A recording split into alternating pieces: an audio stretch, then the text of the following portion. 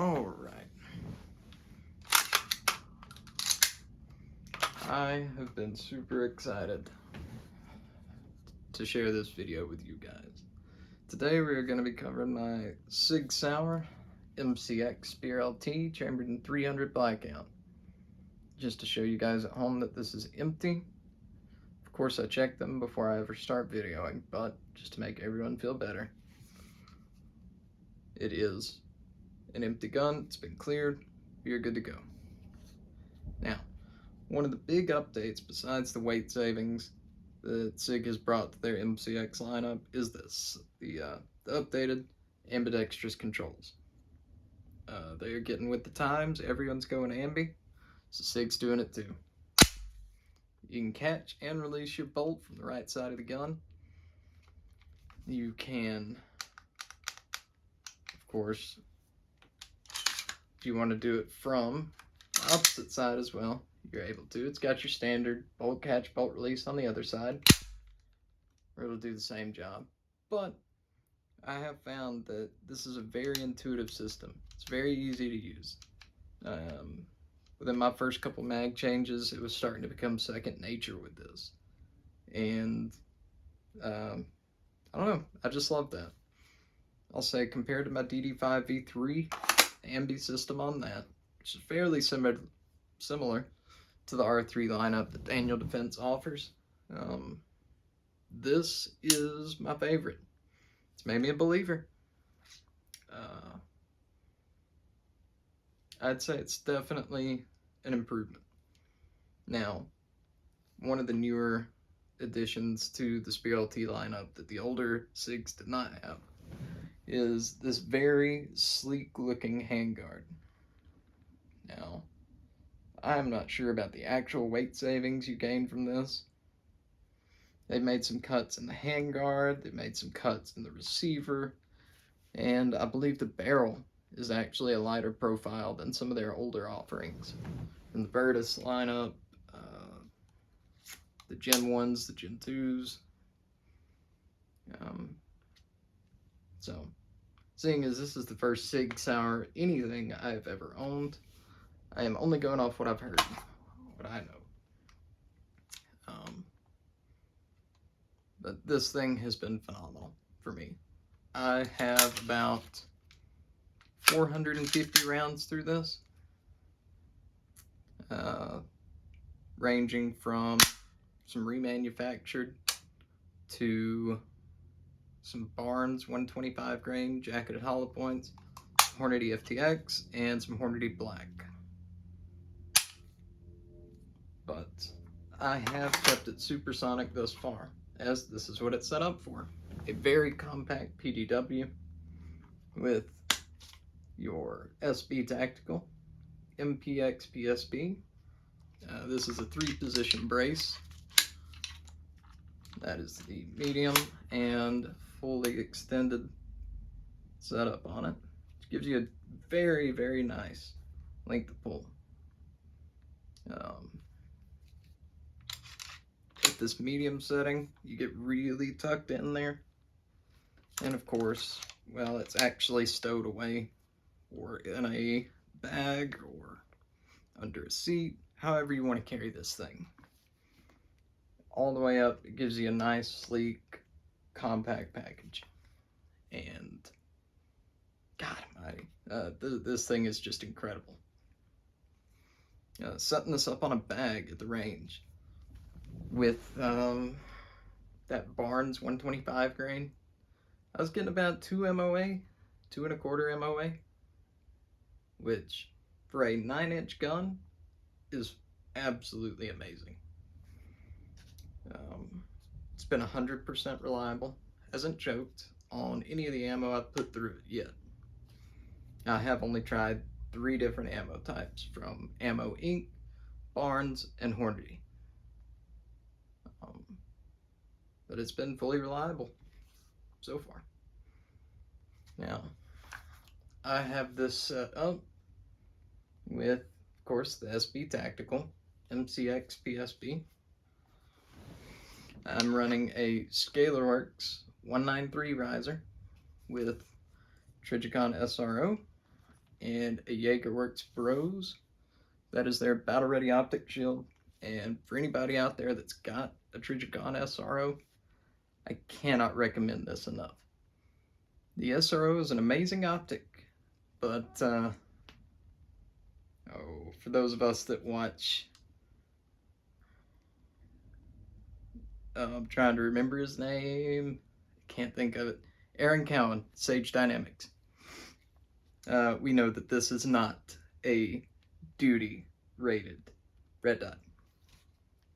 A little gag on one of his videos to do with that. But we've got the MCX PSB, Scaleworks mount, SRO, Bros. At the front, I have the Surefire M340C or M340U. Again, not one of their turbo lineups. It's a newer Surefire. You get this very nice low profile 1913 mount or one of the M-Lock mounts to put on here. I went with the Picatinny as this is my venture into just trusting my dot and not having backup irons. But so far it's been great. And of course I have a BCM QD sling attachment there, or my Magpul MS3 sling. I've been running a 2-point by attaching it to the same side, this QD slot, this QD slot. Do want to point out that the Spear LT lineup, they have a little steel insert on the QD point in the rear of the receiver, and this is to stop any sort of corrosion or wear. A lot of the older MCXs did not have that, and for those of us that do run slings most of the time, that was starting to cause some corrosion or wear on the receiver. That's why they updated it and went to this. But no,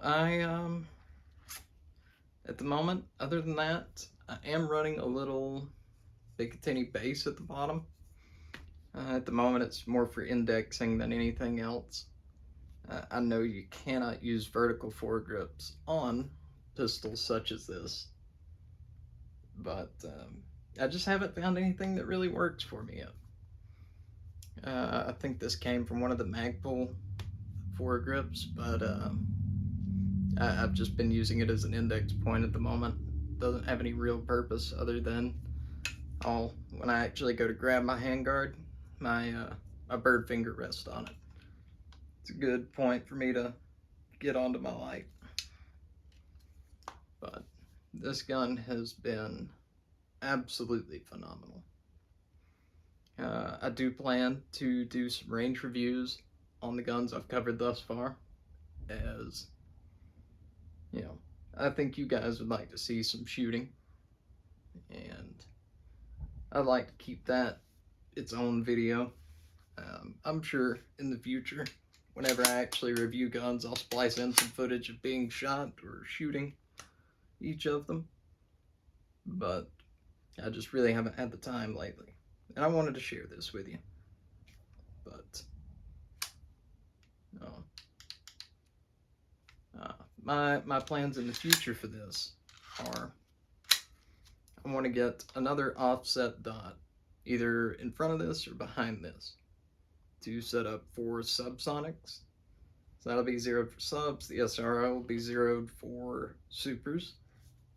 And if I can ever find the ever elusive Sig Sauer SLH or SLX QD suppressor for 300 blackout, even 7.62, I'll take it.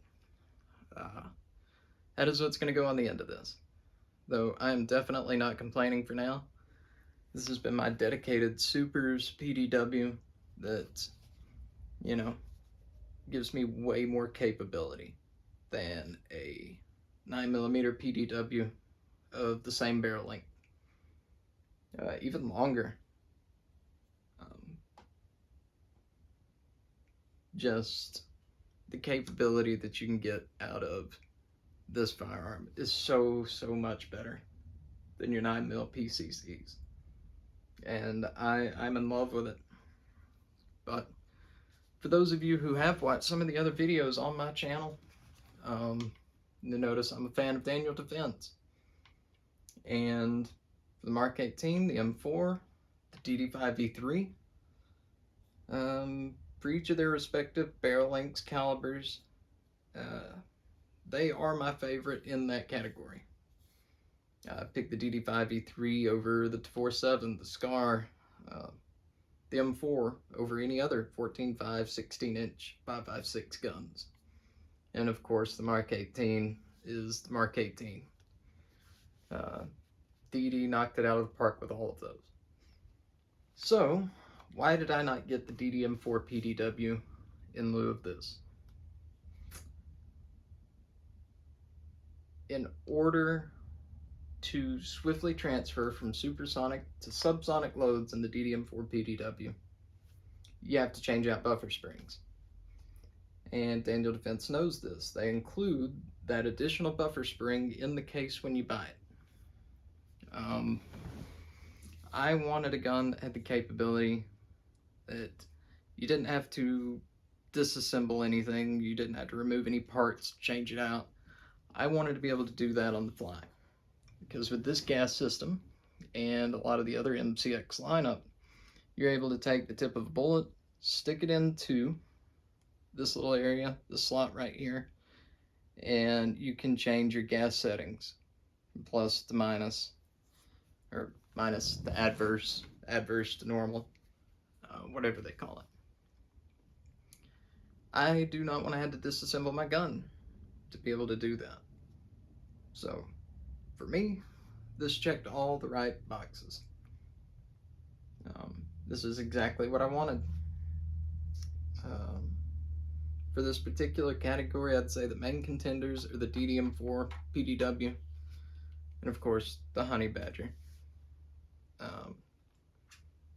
And this one just, I think, does it the best. It is my absolute favorite.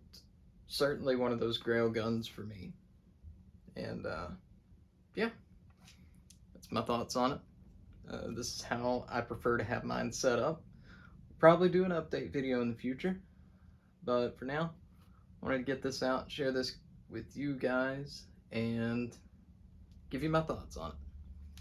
So, I appreciate you guys for watching. Hit all those YouTube buttons if you feel like it. You don't have to if you don't want to. And I will see you next time.